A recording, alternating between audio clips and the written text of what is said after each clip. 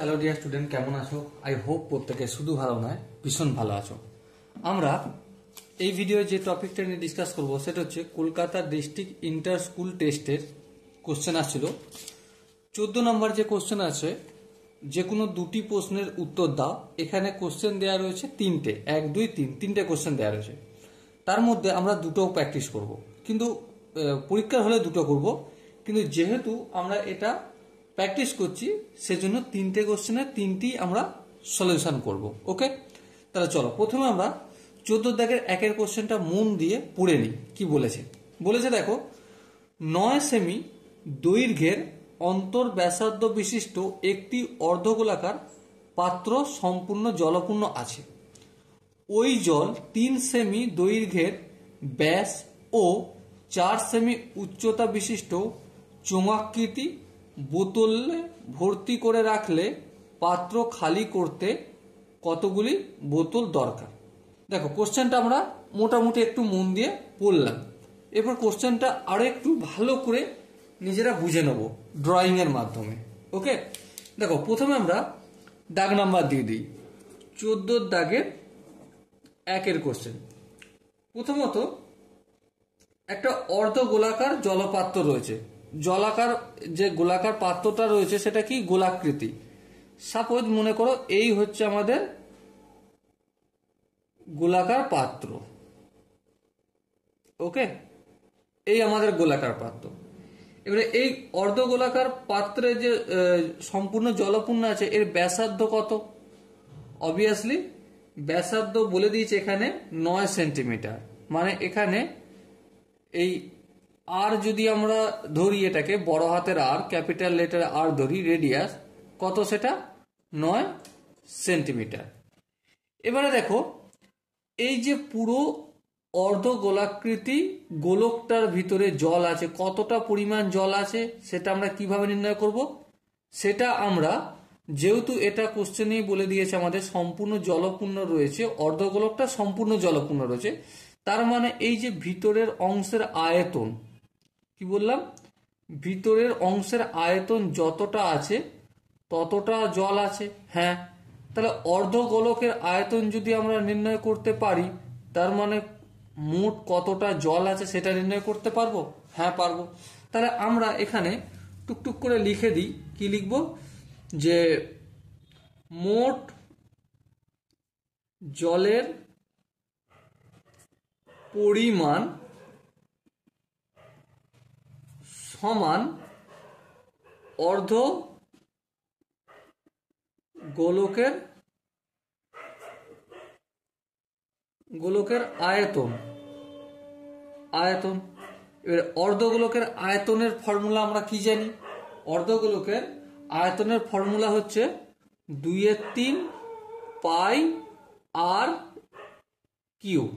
বেশ, এবারে এই 2/3 লিখলাম, পাই যেমন আছে লিখলাম, আর মানে এখানে ব্যাসার্ধকে রিপ্রেজেন্ট করেছে।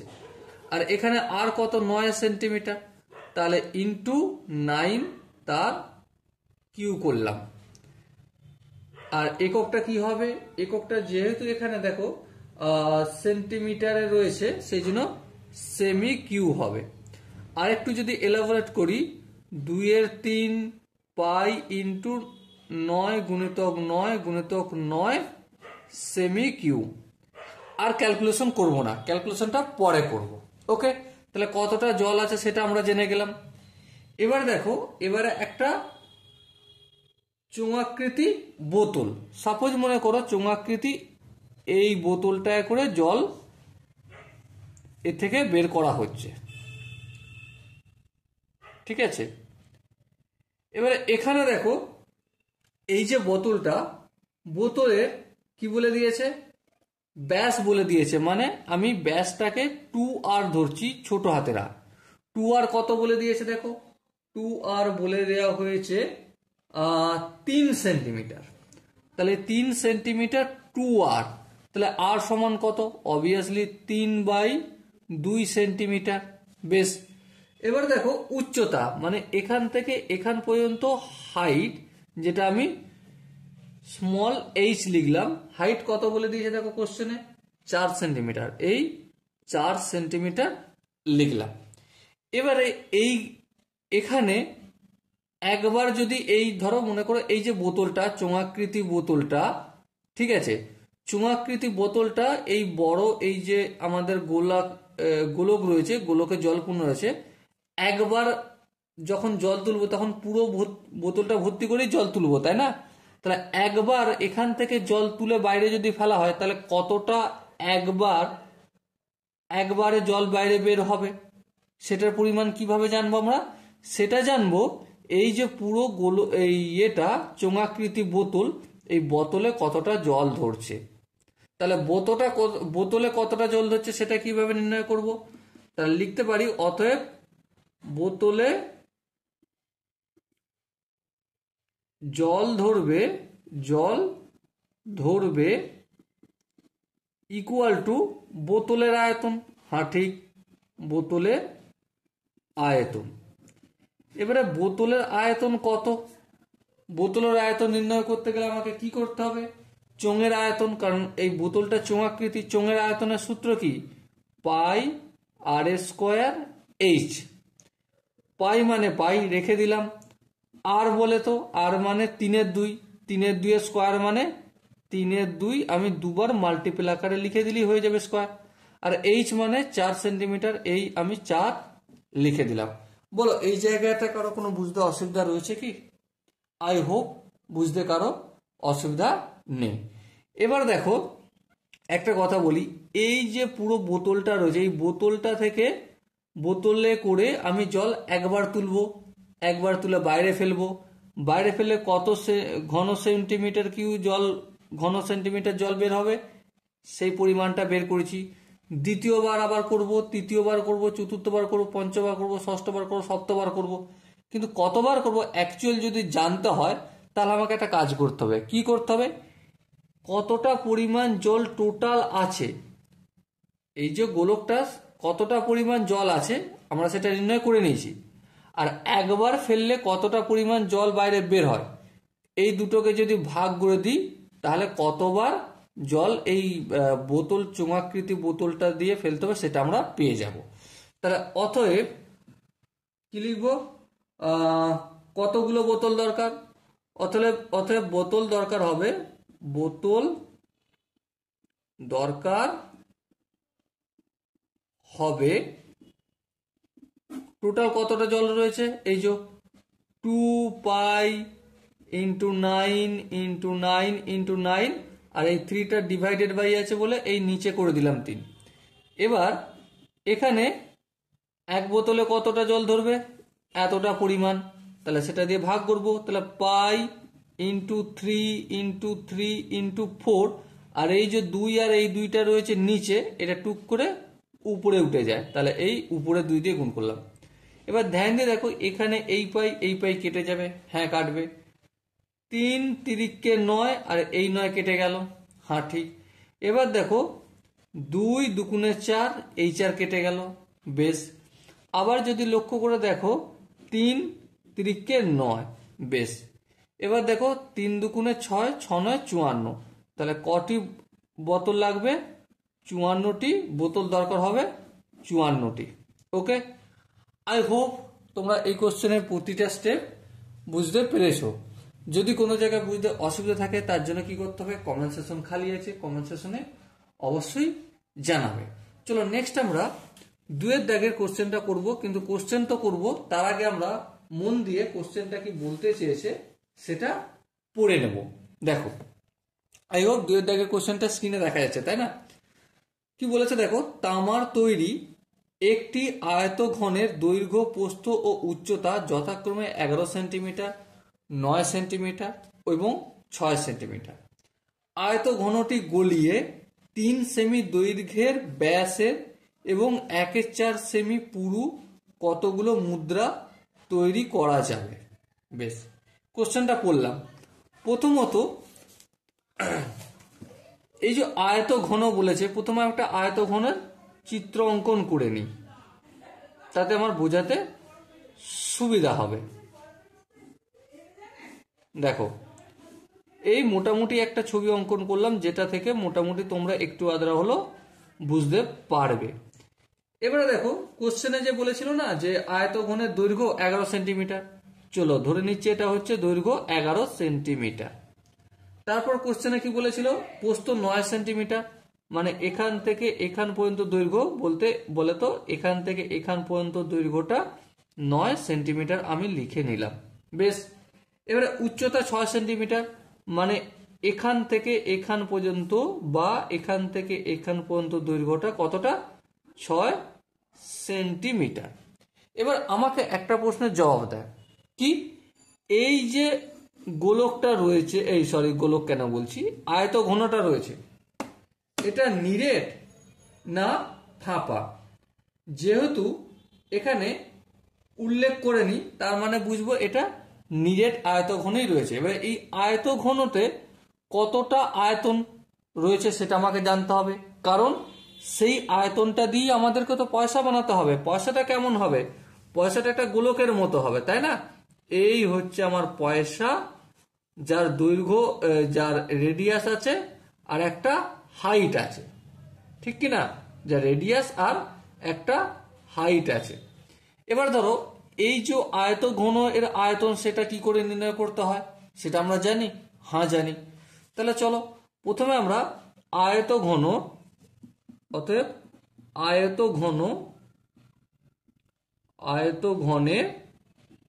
আয়তঘনে কি আছে, আয়তঘনের আয়তন সমান কিভাবে নির্ণয় করতে হয়, দৈর্ঘ্য কিন্তু প্রস্থ ইন্টু উচ্চতা। তাহলে দৈর্ঘ্য কত, 11 সেন্টিমিটার, এই 11 লিখলাম, ইন্টু প্রস্থ কত 9 সেন্টিমিটার, এই 9 লিখলাম, ইন্টু উচ্চতা কত 6 সেন্টিমিটার, এই 6 লিখলাম, এত সেমি কিউ। ওকে, এবারে আমরা পাশে একটা পয়সার চিত্র অঙ্কন করব। পয়সা কেমন হয়, হালাকি যেই ছবিটা আঁকবো সেটা একটু বিচ্ছিরি লাগবে, তোমাদের মনে হবে দাদা এত ঠিক হয় নাকি, কিন্তু তারপর বোঝানোর সুবিধার জন্য আমি পয়সা এভাবেই অঙ্কন করব। এই হচ্ছে পয়সা। পয়সাটা কি হয়, একটা হাইট থাকে, তাই না? একটা হাইট থাকে। অ্যাকচুয়ালি পয়সার আয়তনটা বা পয়সার শেপটা খানিকটা চোঙের মতো হয়। ওকে, তো দেখো এই হচ্ছে রেডিয়াস আর এই হচ্ছে আমার হাইট। এবার রেডিয়াস কি, রেডিয়াস কত বলেছে, হ্যাঁ কত বলেছে দেখো, ছোট হাতের আর দি। দেখো এখানে রেডিয়াস না বলেনি, রেডিয়াস বলেনি, কিন্তু ব্যাস বলেছে, ডায়ামিটার বলেছে। তাহলে 2r ইকুয়াল টু কত বলেছে, 3 সেন্টিমিটার। তাহলে এই 3 সেন্টিমিটার লিখলাম। তাহলে শুধু আর এখান থেকে আমরা অটোমেটিক্যালি বের করতে পারবো 3/2 সেন্টিমিটার।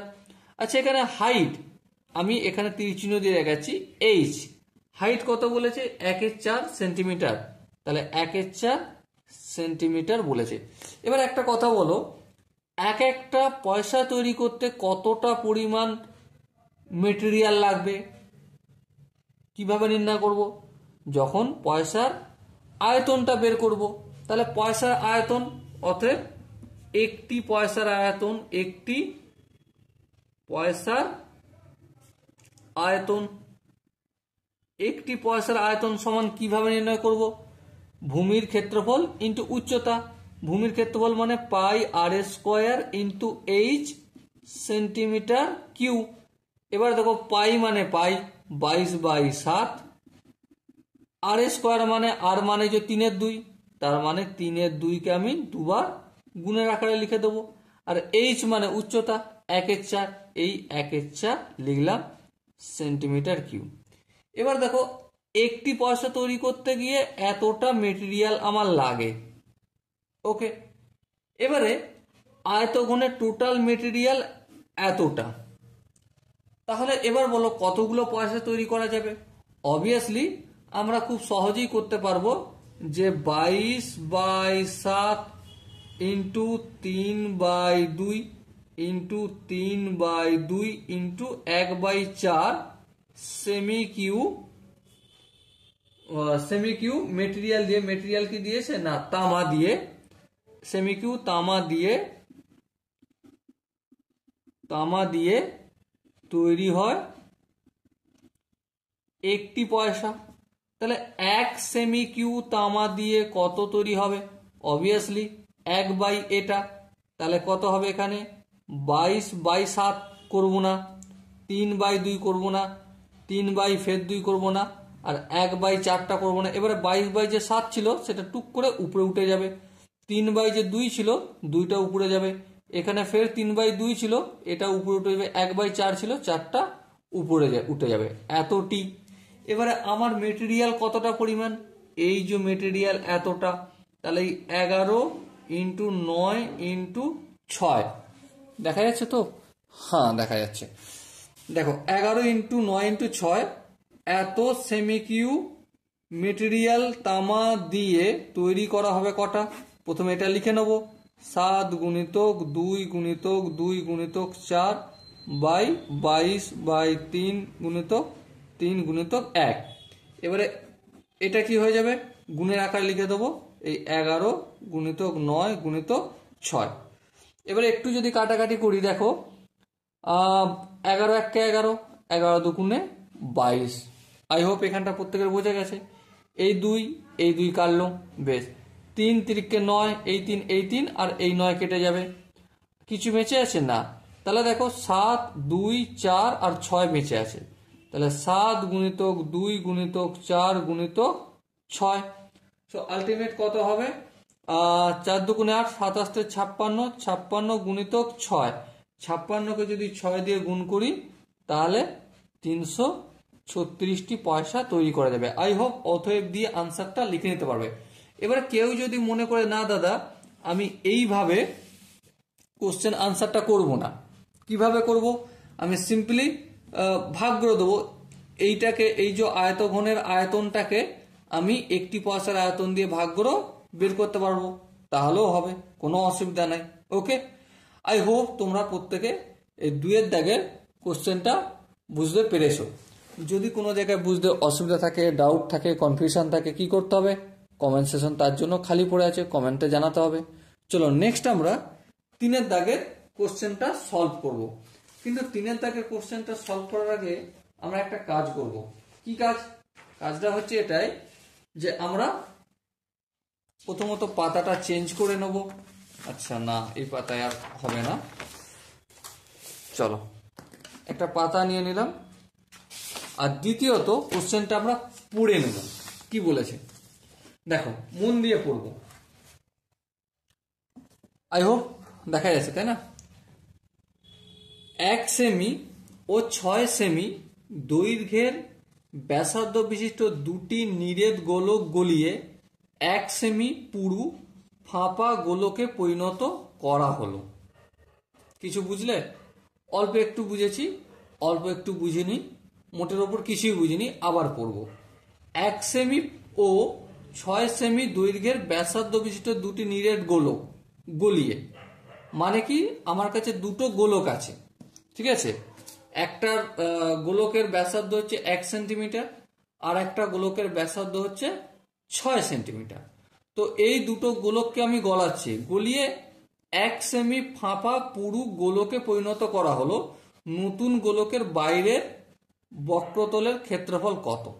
বেশ, সে শব্দ নির্ণয় করব, কিন্তু প্রথমে আমরা ছোট ছোট কয়েকটা কাজ করব। কি কাজ? প্রথমে দাগ নম্বর দেবো, এটা 14 দাগের 3-এর কোশ্চেন।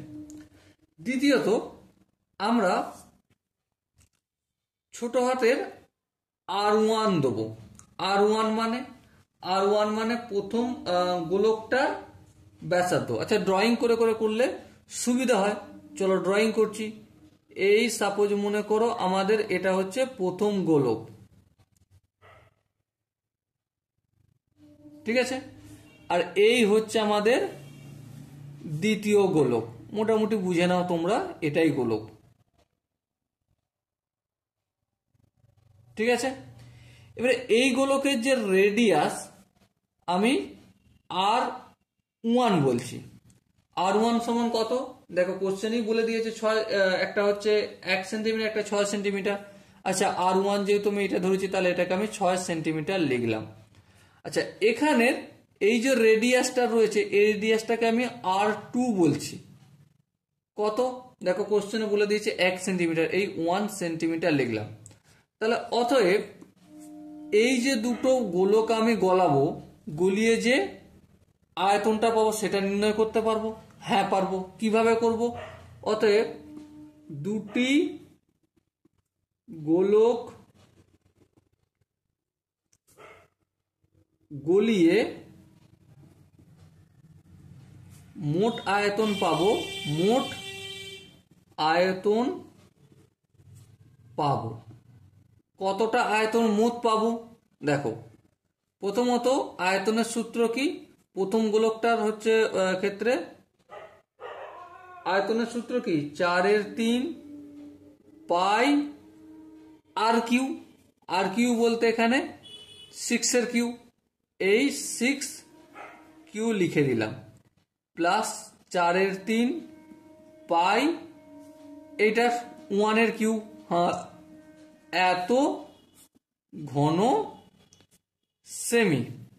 বেশ, আর একটু যদি ক্যালকুলেশন করি, এই 4/3 পাই, এখানেও 4/3 পাই কমন নেবো। হ্যাঁ, 4/3 আর এই পাইটা কমন নিলাম, তাহলে এখানে কি পড়ে থাকবে?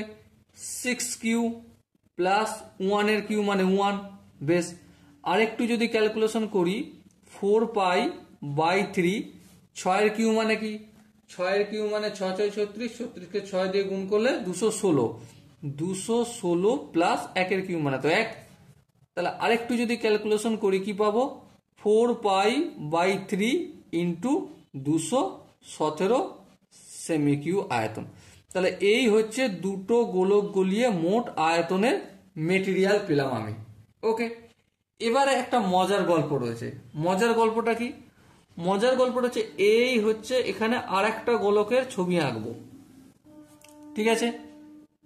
আর এই হচ্ছে একটা গোলক, ধরে নাও এই হচ্ছে গোলক দুটো, ঠিক আছে? এটা বৃত্তর মতো দেখাচ্ছে, কিন্তু ধরে নাও তোমরা গোলকের মতো, ঠিক আছে?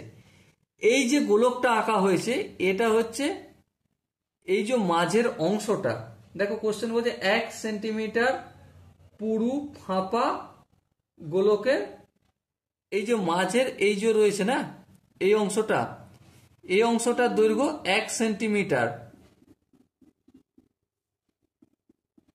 ঠিক আছে? তাহলে এবার দেখো, আমি এখান থেকে এখান পর্যন্ত, এখান থেকে বাইরের ব্যাসার্ধটা ধরে নিচ্ছি। ধরি বহিঃব্যাসার্ধ। বহিঃব্যাসার্ধ সমান কত? ক্যাপিটাল আর নিলাম। অন্তঃব্যাসার্ধ,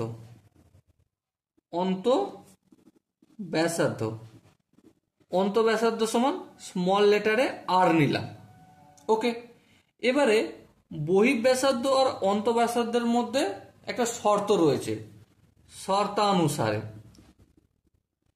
শর্তানুসারে কি? আমাদের এই যে এখানে দেখো যে অন্তঃব্যাসার্ধটা রয়েছে সেটা বহিঃব্যাসার্ধের তুলনায় কতটা কম? 1 সেন্টিমিটার কম।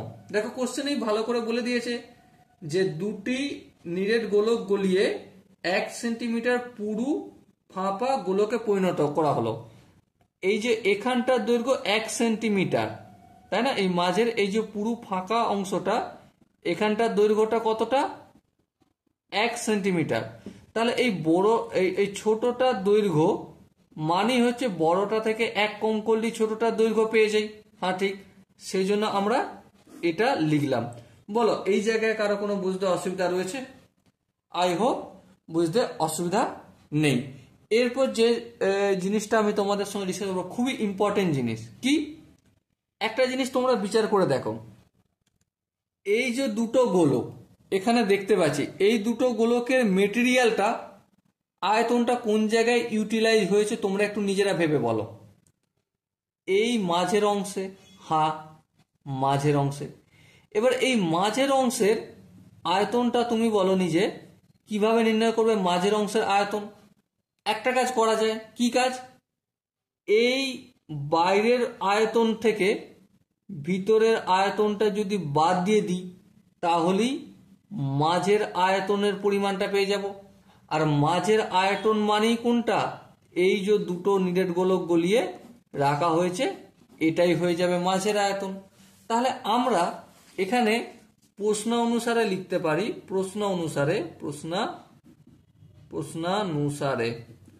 প্রশ্নানুসারে কি, প্রথমে বড় বৃত্তের বড় যে গোলক তার মানে বহিঃব্যাসার্ধ যুক্ত গোলকের আয়তন কত। আয়তনের সূত্র কি, গোলকের আয়তনের সূত্র হচ্ছে 4/3 পাই বড় হাতের আর স্কোয়ার।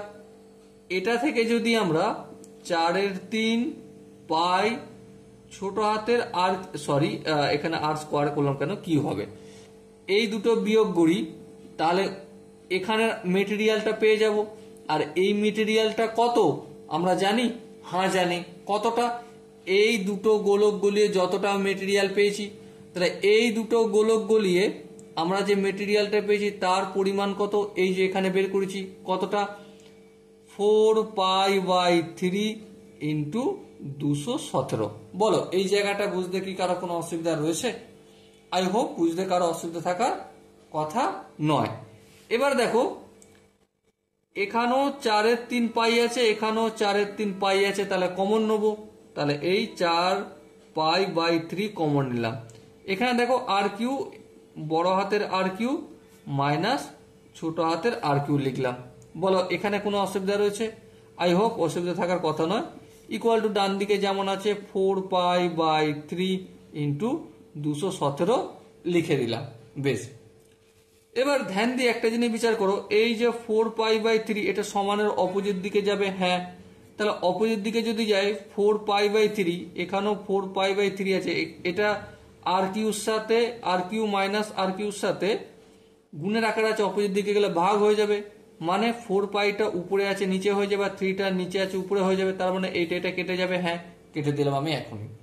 এবার দেখো এই যে আর এর মানটা, আরটাকে আর কিউই রেখে দেবো, কিন্তু মাইনাস অফ এই যে আর, এই ছোট হাতের আর এর মান হচ্ছে আর মাইনাস বড় হাতের আর -1, এই বড় হাতের আর -1টা হোল কিউ করে দিলাম। বলো এই জায়গায় কোনো অসুবিধা রয়েছে? আই হোপ কোনো অসুবিধা থাকার কথা নয়। এবার এখানে যেমন 217 ডান দিকে পড়ে আছে রেখে দিলাম।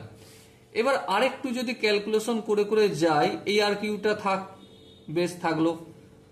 এবার এখানটা দেখো এ মাইনাস বি তার হোল কিউ সূত্র পড়ে গেছে, হ্যাঁ, এ মাইনাস বি তার হোল কিউ সূত্র মানে কি, প্রথমত এ কিউ মানে আর কিউ মাইনাস 3a², a² বলতে আর স্কোয়ার ইন্টু বি বলতে 1 প্লাস 3a বলতে আর ইন্টু b² বলতে 1 দিলেও কি না দিলেও কি কোনো অসুবিধা নেই। বেশ, তারপর কি মাইনাস 1 কিউ বলতে আমি 1 করে রেখে দিলাম, কোনো আপত্তি নেই। তারপর 217 যেমন ডান দিকে আছে রেখে দিলাম। এবার একটা কাজ করবো ছোট্ট করে, কি কাজ, এই যে আর কিউটা আছে তেমন থাকলো, এই মাইনাস দিয়ে পুরোটাকে গুণ করবো, তাহলে এখানে দেখো প্লাস আর কিউর আগে কিছু নেই মানে প্লাস, তাহলে কি হয়ে যাবে, এটা মাইনাস আর কিউ হয়ে যাবে। এটা কি আছে মাইনাস, তাহলে মাইনাসে মাইনাসে প্লাস 3r² হয়ে যাবে। এটা কি আছে প্লাস চিহ্ন, তাহলে প্লাস মাইনাসে মাইনাস 3r হয়ে যাবে। এটা মাইনাস আর এটা মাইনাস গুণ করলে কি হয়ে যাবে +1 ইকুয়াল টু 217। বলো এই জায়গায় কি কারো কোনো বুঝতে অসুবিধা রয়েছে? আই হোপ বুঝতে অসুবিধা থাকার কথা নয়। এবার দেখো এই প্লাস আর কিউ মাইনাস আর কিউ ক্যান্সেল আউট হবে, হ্যাঁ হবে। তাহলে কি বেঁচে আছে দেখো 3r³ বেঁচে আছে, হ্যাঁ 3r³ বেঁচে আছে, এই সরি r²। তারপর মাইনাস 3r বেঁচে আছে। এবার দেখো এই 217টা সমানের এদিকে আসলে, ডান দিক থেকে বাম দিকে আসলে বলো যোগ হবে না বিয়োগ হবে? অবভিয়াসলি বিয়োগ হবে। তাহলে এখানে যদি আমরা যোগ বিয়োগ করি 217টা মাইনাস হয়ে যাবে +1, তাহলে আলটিমেট কি হবে -216 হবে, ইকুয়াল টু 0 হবে। বলো এই জায়গায় বুঝতে কোনো অসুবিধা রয়েছে কি? আই হোপ বুঝতে অসুবিধা থাকার কথা নয়। এর পরের স্টেপটায় যদি গিয়ে দেখি আমরা কি করব, 3 কমন নেব, ঠিক আছে, 3 কমন নিলাম, তাহলে এখানে 3r² থেকে 3 কমন নিয়েছি, তাহলে r² পড়ে থাকবে। এখানে দেখো 3r থেকে 3 কমন নিয়েছি, তাহলে r পড়ে থাকবে। আর 216 থেকে 3 কমন নিলে কত পড়ে থাকে দেখো 7 2 72, তাই তো নাকি? 72কে 3 দিয়ে গুণ করে দেখো 216 হবে, ইকুয়াল টু 0। এবার আরেকটু যদি কাজ করি দেখো r² এবারে এই তিনটা অপোজিট দিকে গেলে কি হয়ে যাবে 0/3 হয়ে যাবে, তার মানে 0। এটা করে দিলাম। এবারে এখানে আমি কি করব, মিডল টার্ম ফ্যাক্টর করব।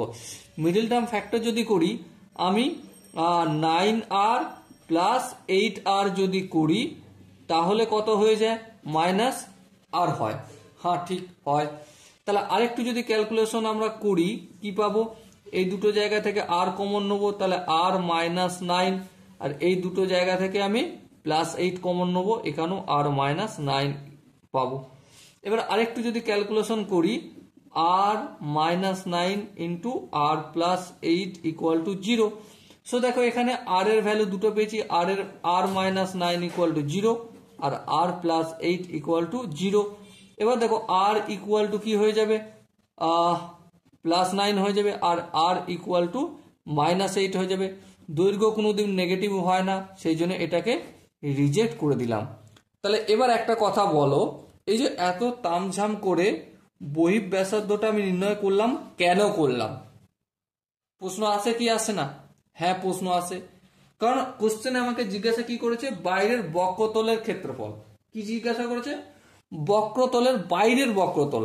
তাহলে বাইরের বক্রতল মানে এই যে বাইরের বক্রতলটা আছে এর ক্ষেত্রফলটা আমাকে নির্ণয় করতে হবে, তাই না?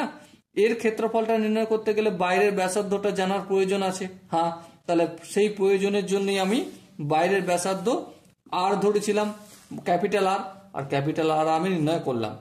এরপর সিম্পলি বক্রতলের ব্যাসার্ধ ইকুয়াল টু কি লিখে দেবো, অর্থাৎ বক্রতলের ব্যাসার্ধ ইকুয়াল টু কি, সূত্র কি বলো, 4πr²। এবারে দেখো 4 লিখলাম, হ্যাঁ পাই মানে কি 22/7 লিখলাম, আর মানে কি 9 গুণিতক 9। এবারে তোমরা একটু গুণটুন যদি করো কত দেখতে পাবে, গুণটুন করলে দেখতে পাবে 7128/7। 9 গুণিতক 9 গুণিতক 22 গুণিতক 4 করে দেখবে 7128 হবে। এবারে আরেকটু যদি ক্যালকুলেশন করি তাহলে এটা যদি দেখা যায় 7 1 7, 1 নামবে, 0 খাওয়াবো 2 নামলো, ফের 7 1 7, 7 করে 12, 5 8 নামলো। এবার দেখো 7 7 নামে 7 8 56, 8 5 10 56, 2 হলো। আর কিছু করার দরকার নেই, 1018 পূর্ণ 2/7 বর্গ সেন্টিমিটার হবে, সেমি স্কয়ার। ওকে, সো এটাই হবে আমাদের answer. So dear student, I hope তোমরা এই কোশ্চেনের প্রতিটা স্টেপ বুঝতে পেরেছো। যদি কোনো জায়গায় কোনো স্টেপ বুঝতে অসুবিধা থাকে, ডাউট থাকে, কনফিউশন থাকে, কি করতে হবে, কমেন্ট সেশন তাই জন্য খালি হয়ে রইল, কমেন্ট সেশনে অবশ্যই জানিও। আর দেখা হচ্ছে পরবর্তী সেশনে, ততক্ষণ পর্যন্ত ভালো থেকো, সুস্থ থেকো এবং জয় হিন্দ।